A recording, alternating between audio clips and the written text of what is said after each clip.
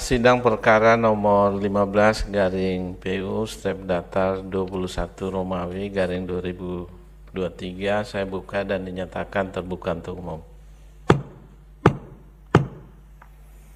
Pemohon silakan membacakan pokok-pokok perbaikan kurang lebih 10-15 menit tapi khusus untuk petitum dibacakan secara lengkap ya. Ya, silakan. Perbaikan permohonan pengujian pasal 39 ayat 1 dan ayat 2 serta penjelasan pasal 39 ayat 1 dan ayat 2 Undang-Undang Nomor 6 Tahun 2014 tentang Desa terhadap Undang-Undang Dasar Negara Republik Indonesia tahun 1945. Untuk perbaikan ini yang mulia ada karena kemarin sidang pendahuluan disarankan untuk melengkapi juga pengujian terhadap pasal, maka kami telah mengakomodir itu. Terus kemudian saya masuk pada legal standing yang mulia. Berhubung karena adanya penambahan pemohon yang pada sidang hari ini yang awalnya berjumlah 12 orang kemudian dieliminir beberapa orang sehingga berjumlah 7 orang, maka kami telah menguraikan legal standing masing-masing. Yang pertama dari antara para pemohon ini memang ada yang masyarakat desa yang pemilihan kepala desanya atau kepala desanya diperoleh melalui pemilihan, dan ada juga memang pemohon yang berdomisili di kelurahan sehingga lurah ataupun kepala desanya dipilih berdasarkan penunjukan oleh bupati ataupun wali kota. Nah, kami telah membagi legal standing itu. Yang pertama bahwa untuk kami sebagai pemohon yang masyarakat desa yang kepala desanya dipilih melalui pemilihan merupakan warga negara Indonesia dengan kerugian konstitusional bahwa dengan lamanya masa jabatan yang 6 tahun akan merugikan konstitusional kami dengan lamanya masa tunggu untuk kami mencalonkan diri sebagai kepala desa maupun masa nunggu untuk melakukan pergantian kepala desa. Karena dalam waktu 1 tahun itu merupakan waktu yang cukup untuk melakukan perbaikan ke arah yang lebih baik. Nah, terus kemudian apabila misalnya ada tindakan kesewenang-wenangan ataupun koruptif dari kepala desa, maka seperti yang saya sampaikan tadi, kami harus menunggu selama 6 tahun. Namun apabila merujuk pada konstitusi pasal 7 Undang-Undang Dasar tahun 1945, maka masa jabatan eksekutif dalam pasal 7 tersebut diatur hanya 5 tahun dengan 2 periode. Nah, terus kemudian yang mulia, untuk pemohon yang tinggal di kelurahan yang lurah ataupun kepala desanya diperoleh berdasarkan penunjukan, ada kerugian konstitusional berupa bahwa para pemohon ini merupakan pembayar pajak dan juga penikmat manfaat dari APBN. Oleh karena itu, pajak yang dibayarkan dan APBN yang dialokasikan dalam dana desa, apabila kemudian dikorupsikan oleh kepala desa ataupun hal-hal ataupun tindakan yang tidak sewajarnya sehingga merugikan keuangan negara, akan berdampak secara tidak langsung terhadap para pemohon. Oleh karena itu, adanya hubungan pertautan antara kerugian konstitusional para pemohon, yang ini merupakan syarat kualifikasi yang disyaratkan dalam poin 4. Kami telah menguraikannya, saya baca secara lengkap, karena ini kemarin merupakan saran dari Yang Mulia Prof. Arief Hidayat. Adanya hubungan sebab akibat antara kerugian dan berlakunya undang-undang atau yang dimohonkan pengujiannya. Yang pertama, bahwa dengan berlakunya pasal 39 ayat 1 dan ayat 2 Undang-Undang Desa sepanjang tidak dimaknai sebagaimana petitum permohonan equo, maka para pemohon mengalami ketidaksetaraan, ketidaksamaan, dan perlakuan yang tidak sama di mata hukum, serta diskriminasi bila mana nantinya para pemohon menduduki jabatan politik seperti gubernur, wali kota, dan bahkan presiden, karena adanya perbedaan masa jabatan dan priorisasi dengan jabatan kepala desa. Kerugian ini diperoleh karena berlakunya pasal 39 ini yang mulia. Terus kemudian huruf B-nya, bahwa dengan berlakunya pasal 39 ayat 1 dan ayat 2 Undang-Undang Desa sepanjang tidak dimaknai sebagaimana petitum permohonan equo, maka para pemohon harus menunggu dengan waktu yang cukup lama untuk melakukan pergantian kepala desa yang tidak memiliki kemampuan dalam memimpin desa sehingga membawa pada kemerosotan ekonomi dan kesejahteraan organisasi tentunya akan berdampak juga kepada para pemohon. Kemudian bahwa dengan berlakunya pasal 39 ayat 1 dan ayat 2 Undang-Undang Desa sebanyak tidak dimaknai sebagaimana petitum permohonan akuo, maka akan memberi peluang besar kepada kepala desa untuk melakukan tindakan-tindakan yang bertentangan dengan hukum seperti tindakan koruptif, tindakan kesewenang-wenangan, dan tindakan lainnya yang mengarah pada terbentuknya tirani di tingkat desa sehingga merugikan para pemohon. Peluang-peluang ini diperoleh karena adanya masa jabatan yang cukup lama. Itu merupakan hubungan pertautan antara kerugian kami dengan berlakunya pasal 39 yang dialami oleh para pemohon. Terus kemudian untuk saya izin untuk tidak menyampaikan poin ketiganya yang mulia, itu permohonan tidak nebis in idem, karena memang secara permohonan kami merasa bahwa ini sudah cukup lengkap memberikan penjelasan bahwa permohonan tidak nebis in idem. Terus kemudian kami masuk pada alasan-alasan permohonan. Pada sidang pendahuluan sebelumnya, Prof. Arif Hidayat dan Prof. Endi Nurbaningsih menyampaikan bahwa harus dijelaskan kenapa kemudian dalam setiap undang-undang yang mengatur tentang desa ada perbedaan masa jabatan. Ya. Misalnya dalam Undang-Undang nomor tahun 65, tahun 79, tahun 99, dan tahun 2004 serta 2014 dalam setiap pengaturannya ada perbedaan masa jabatan. Nah, setelah kami melakukan penelusuran dan juga kajian pustaka yang mulia, bahwa memang perbedaan tersebut sebenarnya hanya terletak pada political will pemerintah ataupun rezim yang menjabat pada saat itu. Ya. Tidak ada pertimbangan kajian ataupun pertimbangan akademis dan kajian akademis yang dilakukan.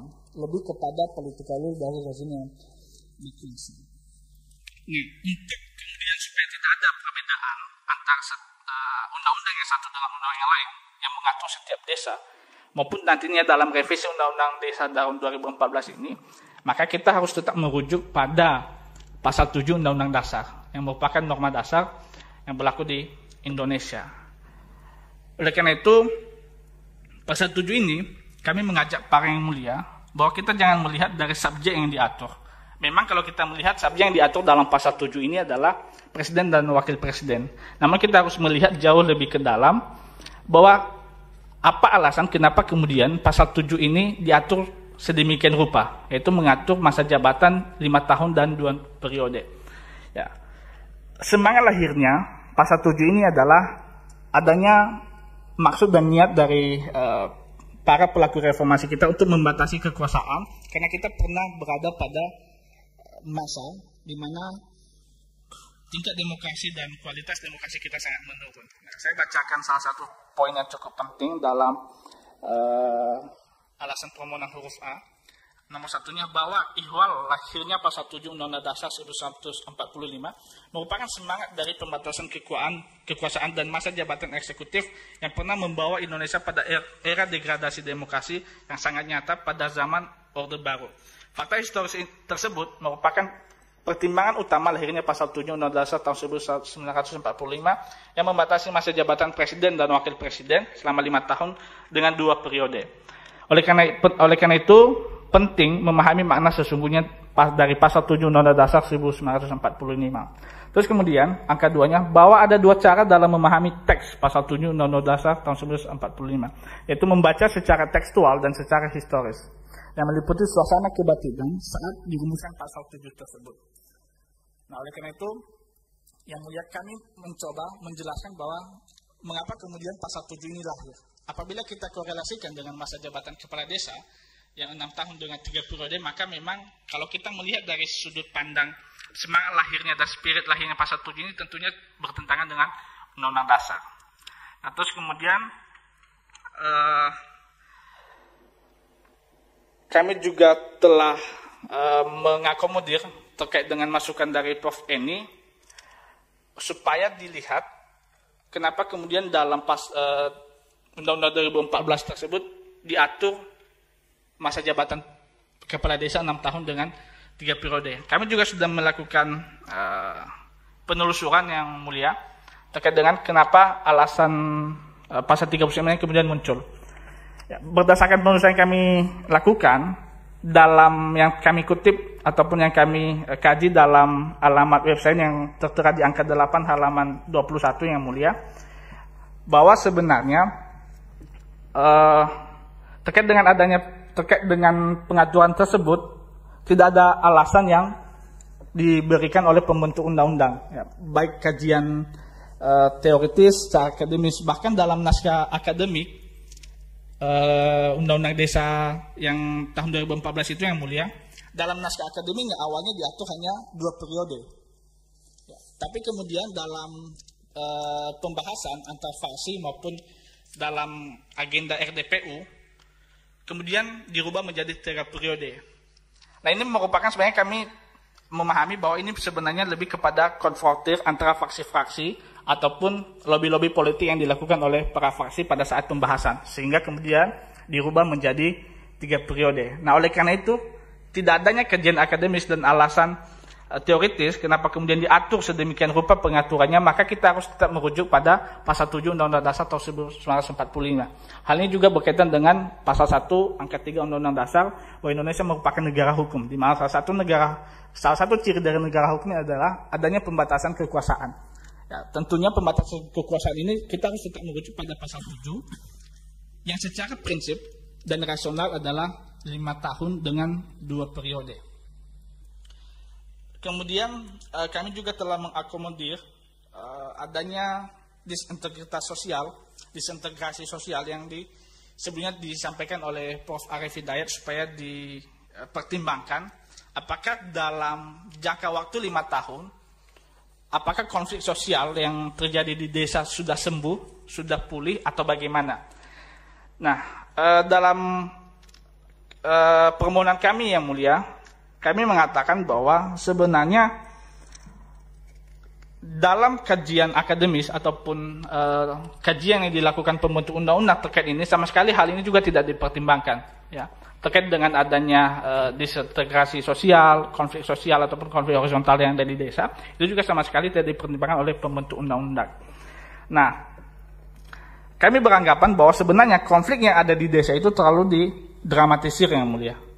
Termasuk dalam desa pemohon saya pribadi bahwa memang ada konflik sosial dan itu merupakan hal yang sangat wajar ketika masyarakat, ya, masyarakat ini merupakan gabungan dari pribadi-pribadi diperhadapkan pada 2 pilihan, maka pasti akan ada konflik yang terjadi. Jangankan kepada masyarakat yang mulia, kepada diri kita pribadi, ya, ketika diperhadapkan pada 2 pilihan maka akan terjadi konflik batin. Ya.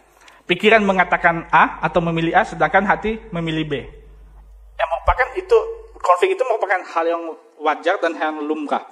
Nah, apabila kita tidak mengkehendaki adanya konflik, maka sebaiknya pemilihan kepala desa ditiadakan mengikuti konsep lurah, yaitu baik penunjukan.